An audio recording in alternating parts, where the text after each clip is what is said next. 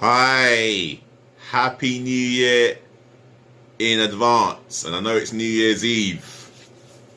So, good afternoon, or is it good morning, or is it good evening?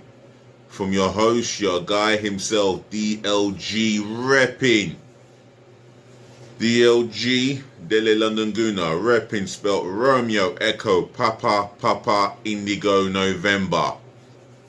I'm bringing you direct and live football context as I always do. So ladies to the gentlemen, to the boys, to the girls, just one more sleep to New Year's Day 2021.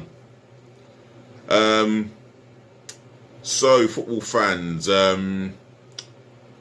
if you support a team, feel free to comment on my comment section and tell me your football team and your club's plans for 2021. 2020, it's been a year to forget, and that's mainly due to COVID. Fact. And that's such a shame that it stopped myself and millions of football fans all over the world going to watch their football team at their favourite their favourite venue. Could be the Emirates, Old Trafford, Etihad, Stamford Bridge, Shire Lane, Craven Cottage, the King Power Stadium, the St Mary's, etc., etc. Yes, it's like that all over the world. I get it. Serie A, I don't know, San Siro, the DLP, Bernabeu, Camp Nou. It's been tough. And the reality is, well, the whole world has suffered in society.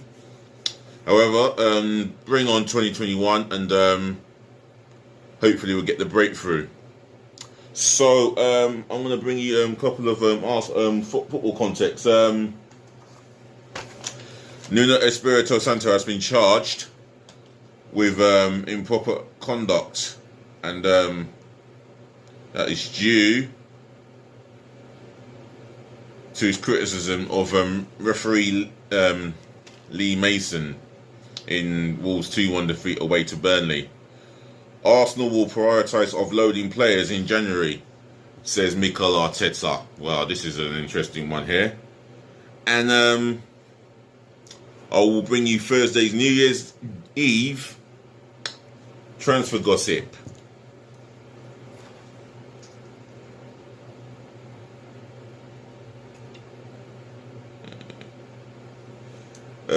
See what's going on in the transfer window.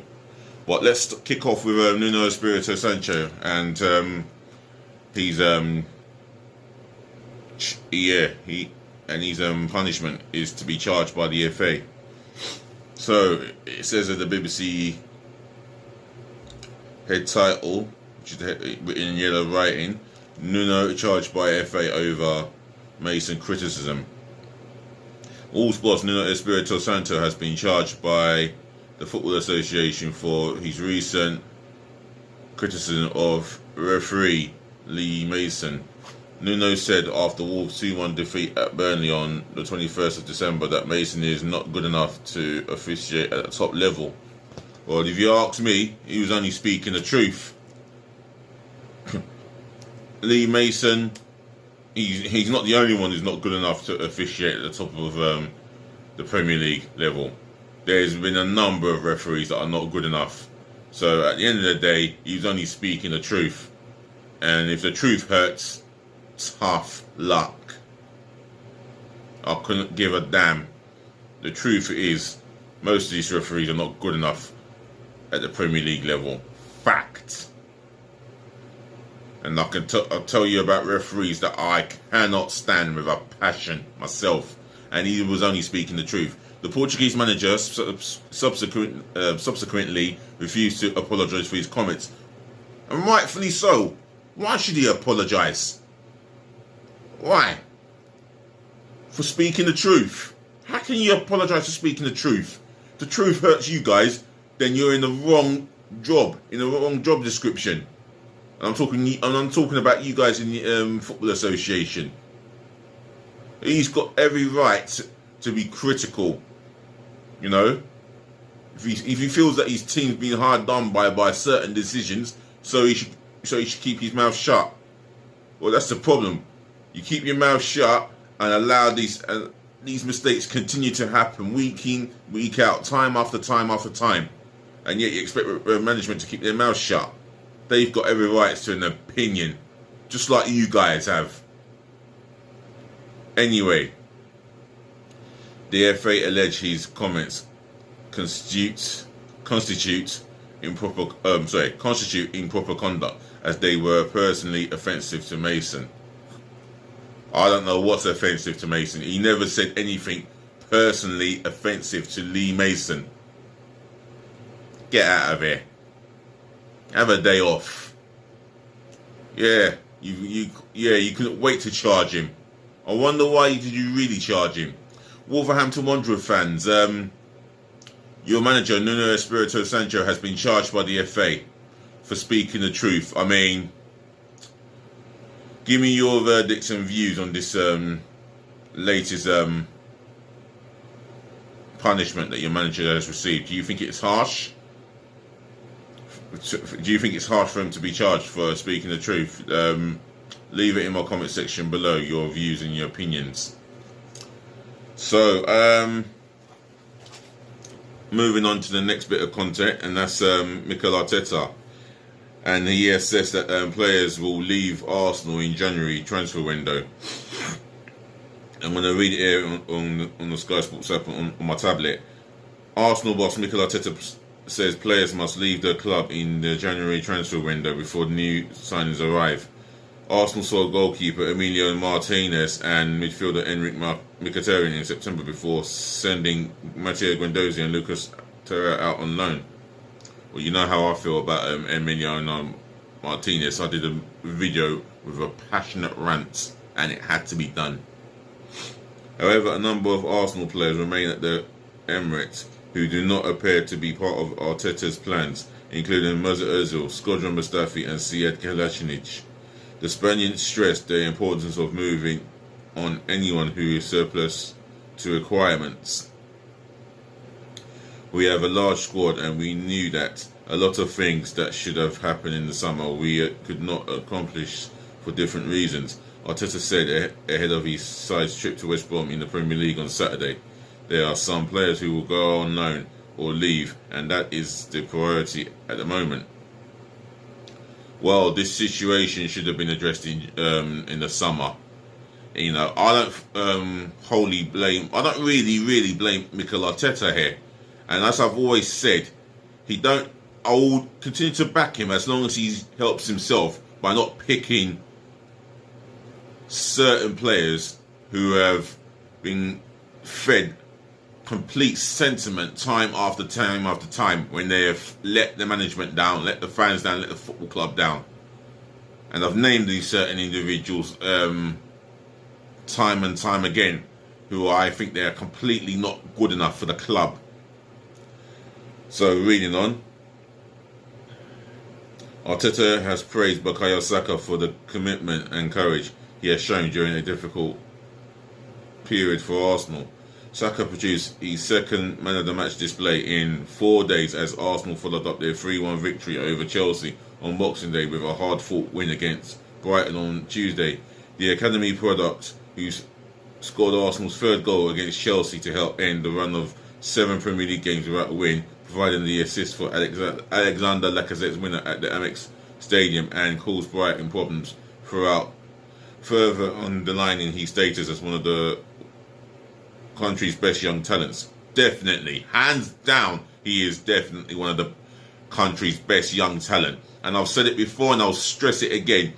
He is definitely, right now, I think he is definitely entitled to be in PFA Young Team of the Year right now. There's not that many young players better than Bukayo Saka, and he's one of the best in the country. And for me, speaking of Saka, him, Martinelli and Smith Rowe should start again against West Brom in the same formation the three in front of the two behind the one striker, i.e., whether it's going to be Pierre-Emerick Aubameyang or Alexander Lacazette. The three, I'll tell you, I'll start the three of them, that trio behind that striker. I'll tell you, because they've been absolutely excellent since we've gone into the 4-2-3-1, and since them three have started. Anyway, I'm going to read on. Since the start of last season, Saka has registered 15 assists in all competitions for Arsenal, more than any other player for the club, and Arteta has been impressed with the 19-year-old's influence. For me, the biggest thing that he's done in the past few months is the personality that he plays with and the responsibility he takes, Arteta said. Also, the decision he's willing to make when things are not going well, and the impact he's had on the team to get results. Well, for me, in the first half, he did not get so much of the ball, but what he did was battled. He tracked. He put pressure on the defenders to release the ball, and like Martinelli, forcing the opposition player to force passes, if you get what I'm saying. And he kept battling. And in the second half, well, especially on the ball, he came into his own zone. He's in a different class of his own at the moment. You can also see his teammates trust him. Of course they would. Of course they're going to trust him. He's the guy on form. For me, the best performing professional footballer at Arsenal in the first team right now, Bukayo Saka. That is who I'm talking about. He's consistently on fire, on the ball. Fireball. They still want him to give that responsibility, and that's great. He's a great example to any young player to play with that commitment, with passion, but as well with that courage you need when you play for a big team. Yeah, I agree with the points Mikel Arteta has just made there. Saka was substituted late on against Brighton after appearing to injure his ankle, but Arteta is confident he will be fit for his side travel. He'll be fit when his side travel to the Hawthorns. I hope he's available. We will see with training today. He's played a lot of minutes as well. I am confident that he will be okay for the game. Well, this is it. I've just read exactly what Arteta must have been saying in his press conference, and it makes good reading. And for the game at the Hawthorns, we've got to be favourites, definitely. With all due respect to you, West Brom fans, you are massive underdogs, and that would suit you, because if you get a point against Arsenal, you'll celebrate that like 3 points. For us, it'll be a disappointing result. If you can get 3 points against us, which I want to completely write off, then, well, what a way to start 2021. And that is the factor. For me, I will be expecting the 3 points by hook or by crook. It's going to be a difficult game going to the Hawthorns, and West Brom have just lost 5-0, and they would want to put in a better performance, if not in front of their fans on the terraces, but knowing that their fans will be watching all over. So it's a must be for West Brom, and it's a must win or must be for Arsenal. Anyway, moving on to the transfer gossip.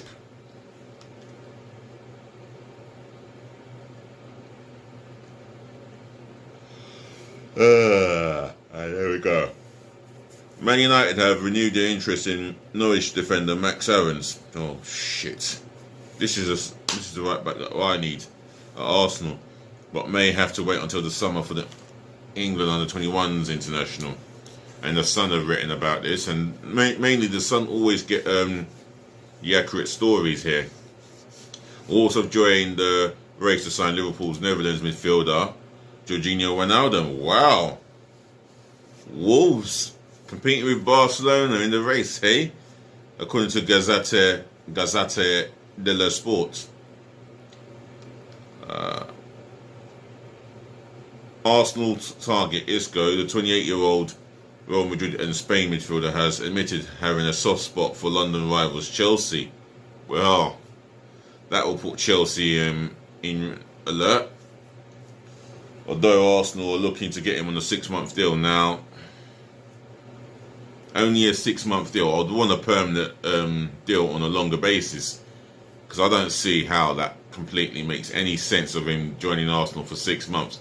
And if he flops, he's only going to F off back to Real Madrid.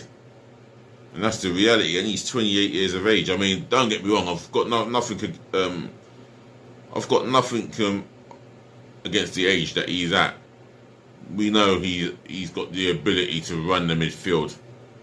Whether he is the player that he has been in the last couple of seasons, only time will tell with him. And that's according to the Mirror here, that he's got a soft spot for rivals Chelsea. Argentina playmaker Lionel Messi, this goes on and on and on, it's getting quite boring, could stay at Barcelona until 2023 before joining David Beckham's Inter Miami. Messi has bought a $7.25 million apartment in Miami and is thought to want his children to go school in the US. I reckon it's private school. If he's spending $7.25 million on a mansion in the US, then I think it's a case of getting his children into private school with the best education possible. And why not? But then again, how long does he plan to live in America? Or if he does play for the Inter Miami side, how long is he planning to live in America? Is he there for the short term, or is he going to definitely do the long term overall? Well, we shall see, according to Cadena. Marseille and Hertha Berlin are both said to be prepared to pay a small transfer fee to secure Fasu Mansa next month. Wow. And there's some news. This is which reached the gossip column this morning, but apparently now this is Said Kalashnic going back to Schalke. It says Arsenal's Bosnia and Herzegovina left back Said Kalashnic is discussing a loan deal with former club Schalke. I suppose it's realistic at the time being, because January is never the best month for bringing in players. But as from tomorrow, the window opens, and I know there's going to be some movements, but not a lot of movements, if you get what I'm saying.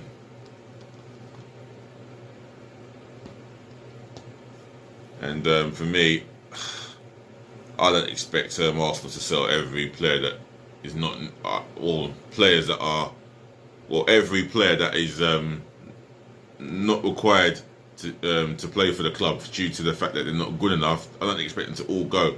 There will be bigger changes in the summer than there will be in January.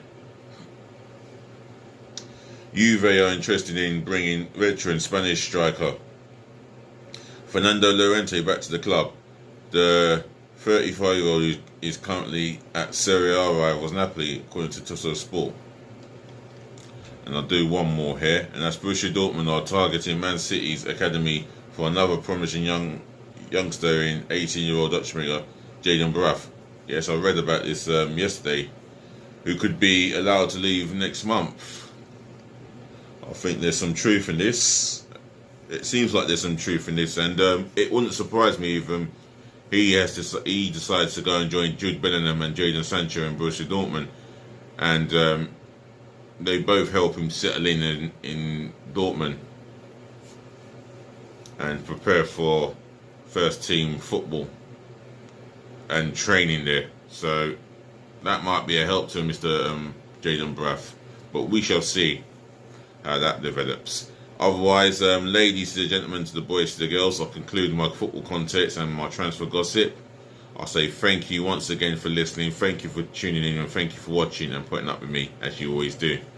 I'll be back later on this evening with more context, hopefully, or with something else. And once again, if you've got an opinion or a personal view on my channel, or what's been discussed about Nuno Espirito Santo's punishment, or Arsenal stating that they'll prioritise certain footballers, then when I say prioritise certain footballers in the out exit, if you get what I'm saying, leave it in leave your opinions and your messages in my comment section below.